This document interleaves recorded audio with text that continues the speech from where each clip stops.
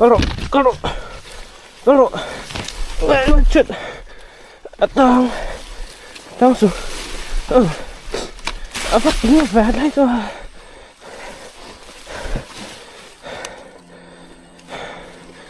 Thế là mình có con lâu này.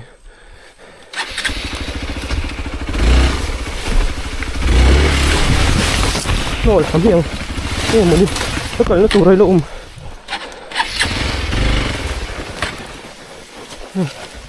Thì đẹp tội.